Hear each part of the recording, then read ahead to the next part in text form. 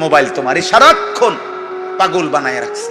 নারী, ছবি, গান, নাটক, সিনেমা, অশ্লীলতা, অসভ্যতা, নোংরামি, উলঙ্গতা, হারাম প্রেম, হারাম সম্পর্ক, খালাস।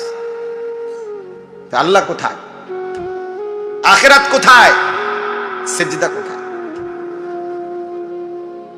মহান আল্লাহ পাক রব্বুল আলামিন বলেন, বান্দা, রমজান আমি নিজ হাতে সাজাইছি।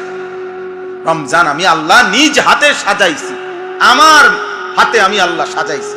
একদিকে রোজা, আরেকদিকে তারাবি, একদিকে ইফতার, আরেকদিকে সাহারি, এতেকাফ, শবে কদর, বেজর রাত্রি, প্রথম অংশ রহমত।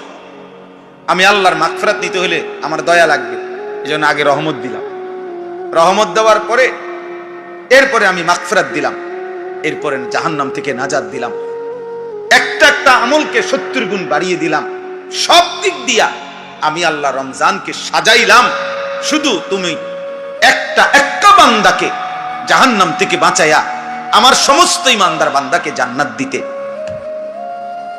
কিন্তু পূর্ণ 30 দিন তোমার উপর দিয়া গেল। 5টা জুমা এবারে রমজানে আল্লাহ আমাদেরকে দান করলেন। এক পূর্ণ 30 দিন আল্লাহ আমাদেরকে দান করলেন।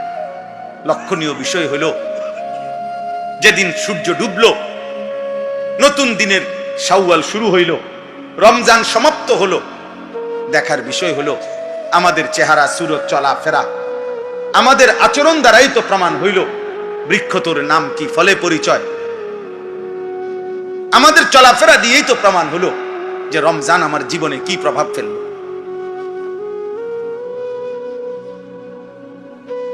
তাহলে সেদিন শুক্রবার সন্ধ্যা থেকে নিয়ে আজকের সোমবার এশা পর্যন্ত 5 ওয়াক্ত নামাজ যার কপালে জুটলো না, এই নাফরমান 30 দিনের রমজান তার উপরে কি আসর করল?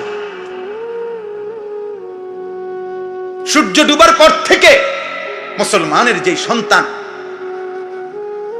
বাজি ফুটাইল, এই নাফরমানের উপরে রমজান কি প্রভাব ফেলল?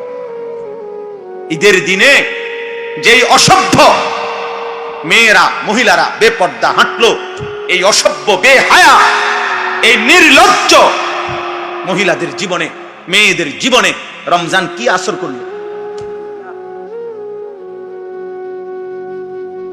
30 দিনের হাই অ্যান্টিবায়োটিক রমজান আল্লাহ তাআলা দিছিলেন। একদিনও, এত বড় মাসের একদিনও কোনো প্রভাব থাকবে না। আগের মতো বিড়ি, আগের মতো সিগারেট যার জীবনে, চাচা, আগের মতো চা দোকান, আগের মতো গালি, আগের মতো নাটক, সিনেমা, নর্তকী দেখা, আপনার উপর দিয়ে যে একটা রমজান পার হইল, এটা আপনার উপরে কি প্রভাব ফেলল? আপনি দিয়ে আগের মতো বিড়িয়ে গান, আপনি দিয়ে আগের মতো নর্তকী দেখেন, আপনি দিয়ে এখনো গালিয়ে দেন। ছি ছি ছি, হায় হায়, আফসোস। প্রত্যেকেই যার যার জায়গায় ভাবেন। আমিও ভাবি, আপনিও ভাবি। রমজান পরবর্তী আমি একদিন ঈদের পর দিন, এই বছর না, আরো 1-2 বছর আগে, ঈদের পর দিন আমি কুমিল্লা কান্দিরপাড়, এক জোড়া জুতা খুব দরকার আমার, এই জন্য জুতা ভাবছি আর কি, যে আজকে যেহেতু ঈদের পর দিনই দেখি কোনো দোকানপাট যদি খালি টনি পাই, অবসর খোলা পাই, এক জোড়া জুতা কিনি, আমার দরকার ছিল। গেছি আমি, তো একটা দোকান খোলা পাইছি, তো দেখলাম যে উনি দোকানে আসে। আমি বললাম, ভাই আপনি আজকে ঈদের পর দিন দোকান খোলা রাখছেন? বললো যে হুজুর জুতা বেচার জন্য খুলি নাই, এই শেষের দিয়ে এই টাইমটা 10 দিন 15 দিন শুধু বেচা গেছি। কি বেচলাম, কদ্দুর বেচলাম, মাল আছে কি আছে না আছে, এগুলো হিসাব মিলাই, মানে আমার পুঁজি খাটাইলাম কত, মাল বেচা হইলো কত, এগুলোর বইয়া বইয়া মূলত কি মিলাইতেছি, এই জন্য দোকান খুলছি না। তো মূলত কি নাই, বেচার কোনো কি ছিল না, উদ্দেশ্যে খুলিনি। তাহলে এক কাস্টমার আর এক দোকানদারও নিশ্চিত রমজান শেষে এই 2-1 দিনের মধ্যে সে নিশ্চয়ই হিসাব মিলাইছে যে তার এই 1 মাসে বেচা কিনা কেমন হয়েছে। মিলাই নাই? তাহলে আমরাও মিলাম। তোমরা যারা 15 বছর থেকে 14 বছর বয়স বা 15 বছর থেকে নিয়ে এবারে যার বয়স যে দূর 80 বছর হোক আর 800 বছর হোক, আমি আপনি হিসাব মিলান। সাবালক যারা প্রাপ্তবয়স্ক, 14 বছরের পরে 15 বছরের ভিতরে, এই 1 বছরের ভিতরে একটা ছেলে প্রাপ্তবয়স্ক হয়, সাবালক হয়, তার উপরে শরীয়তের সমস্ত হুকুম বর্তা, সে প্রাপ্তবয়স্ক হয়, তার প্রথম বীর্যপাত হয় 14 পরে 15 আগে আগে। 13 থেকে 14 বছরে, এই 1 বছরের ভিতরে কোনো মেয়ে প্রাপ্তবয়স্ক হয়, সাবালিকা হয়, তার মাসিক ঋতুস্রাব শুরু হয়। তাহলে এই বয়স থেকে ছেলে মেয়ে পুরুষ নারী আমরা হিসাব মিলানো উচিত। গত 1 মাসের রমজান পরবর্তী আমার উপরে আপনার উপরে আল্লাহ তাআলা যে বলছেন লাআল্লাকুম তাত্তাকুন, আমি আল্লাহ রমজান দিলাম যেন তোমরা মুত্তাকি হইতে পারো, যেন এই যোগ্যতা তোমাদের মধ্যে আসে যে গুনাহ থেকে তোমরা বিরত হবে, নেক আমলে অভ্যস্ত হবে। এটা যেন তোমাদের মধ্যে এই শক্তি, এই স্পিরিট, এই জজবা তৈরি হয়, এজন্য আমি রমজান দিয়েছিলাম। তো এবার আমরা হিসাব করি এটা আমার মধ্যে আসছে কিনা। 3টা উদ্দেশ্যে আল্লাহ তাআলা রমজান কোরআনে উল্লেখ করছেন। এক হলো লাআল্লাকুম তাত্তাকুন, যেন তোমরা মুত্তাকি হইতে পারো। মুত্তাকি অর্থ হলো 2টা, গুনাহ ত্যাগ করা, নেক আমলে অভ্যস্ত হওয়া, এরে কি বলে? মুত্তাকি। আর হলো লাআল্লাকুম তাশকুরুন, তোমরা যেন আমি আল্লাহর কৃতজ্ঞতা শুকর আদায় করতে পারো। আমার সমস্ত নিয়ামত আমার মর্জি মতো ব্যবহার করতে হবে, এই বুঝ, এই শুকর, এই কৃতজ্ঞতা আমি আল্লাহর প্রতি তোমাদের যেন হয়, এই জন্য আমি রমজান দিয়েছি। 3 নাম্বার হলো লাআল্লাহুম ইয়ারশুদুন, আমার সমস্ত বান্দা যেন হেদায়েতের রাস্তা, জান্নাতের রাস্তা পেতে পারে, এজন্য রমজান দেওয়া হয়েছে। এখন বলে আমিও হিসাব মিলাই, আপনিও মিলাই, আমরা প্রত্যেকের হিসাব মিলাই।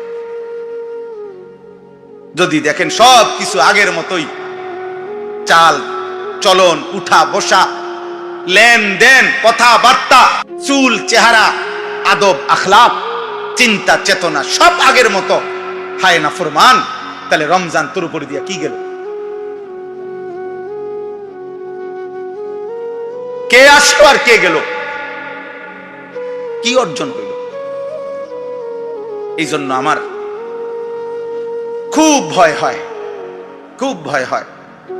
এ কথা মনে হয় যে রমজান শেষ হইতেই আবার আগের মতো পাপে, গুনায়, যার যেই গুনাহ ছিল ওই গুনায় আবার আগের মতো যে লিপ্ত হয়ে গেল, সে যেন, আমার মনে হয় আর কি, সে যেন আল্লাহকে বৃদ্ধাঙ্গুলি দেখাইয়া আল্লাহকে বলল, তোমার রমজান তুমি নাও, তুমি দিছো, তুমি শেষ করছো, এটি তোমারটি তোমার কাছে রাখো, আমি নাফরমান আগের মতোই হেলো রইলাম। সে যেন আল্লাহর কাছে বলতেছে, দাও, তোমার কাছে আযাব থাকলে দাও, কি করবা করতে আরো করো, আমি আমি মিথ্যাই বলবো, আমি নাচ গান, জিনা, ব্যভিচার, মদ, জুয়া, সুদ, কিস্তি, হারাম, আমি এর মধ্যেই থাকবো, আমি বেপরদাই চলবো। আহা, আল্লাহ তাআলা আমাদেরকে বুঝ দান করেন। চলেন এবারে এই আয়াতগুলো শুনেন। এই আয়াতগুলোর বক্তব্য আমাদের এই আচরণের কিছুটা কাছাকাছি, এই জন্য এই আয়াতগুলো পড়ছি। 29 নম্বর পারা, 70 নম্বর সূরা, সূরায়ে মাআরিজ এই সূরাটার নাম। এই সূরার ছোট্ট ছোট্ট আয়াত, 18 আয়াত আমি এই শুরুতে তেলাওয়াত করছি। 18টা আয়াত একটানা পড়ে গেছি। এই 18টা আয়াতের তরজমা একদম সংক্ষেপে আপনাদের কাছে পেশ করলেই আমার কথা শেষ। আল্লাহ তাআলা আমাদেরকে তৌফিক দান করেন, আমিন। আমার শ্রদ্ধেয় হযরত মাওলানা মাহমুদুল হাসান সাহেব, উনি আমাকে অনুরোধ করছেন, আর ব্যক্তিগতভাবে আমি আপনাদের এই গ্রাম চিনি, আলহামদুলিল্লাহ, অনেক বুজুর্গ আলেম এই গ্রামে ছিলেন, এখনো আছেন। এছাড়াও আমার যতটুকু মনে পড়ে, আমি আগেও কোনো বছর হয়তো এখানে আসছি, যেখানেই হোক, যে পাড়ায় হোক। তো এই জন্য আমি আপনাদের কাছে এইটুকু অল্প একটু সময়, আপনারা সবাই, ছেলেরা, বাবারা, আবারও বলছি মনোযোগ দিয়া কোরআনুল কারীমের এই আয়াতগুলোর তরজমা আপনারা শুনেন। আল্লাহ তাআলা আমাদেরকে বুঝ দান করেন।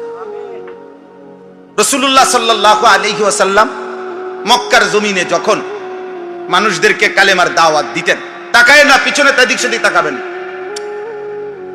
তাকাইলে মনোযোগ নষ্ট হয়ে যায়। আমি এই জন্য শক্ত করে বললাম আর কি, মোবাইল টিপলে, মোবাইল নিয়ে ব্যস্ত হইলে, বুট বাদাম খাইলে। আরবি ভাষার একটা গুরুত্বপূর্ণ মূলনীতি আছে, নতিজা আরজালের তাবে হয়, ফলাফল নিকৃষ্টতার অনুগামী হয়। এটা একটা মানে মূলনীতি। মানে হলো কি,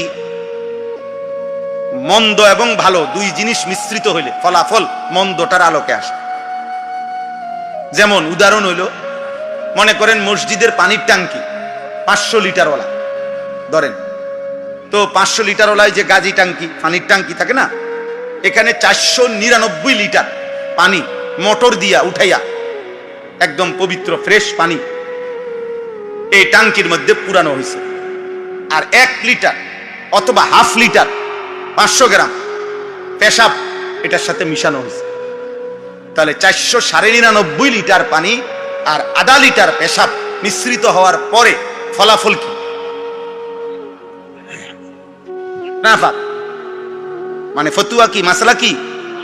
তাহলে কি আসছে? ফলাফল নিকৃষ্টতার কি হয়? এটারে কয় নতিজা আরজালের তাবে। আগাইয়া কইব আগে জায়গা নেই। আচ্ছা দেখো না ভাই, একটু একটু 1 ইঞ্চি 1 বিঘত জায়গা আগাইয়া বসে, অনেকে যে বসতে পারতেছে না, একটু একটু আগাইয়া বসে। আসেন সবাই, সময় নাই তো, হা দ্রুত করেন। ওই কথা কয়, আর কথা কয় তো মক্তব ছুটিলে না।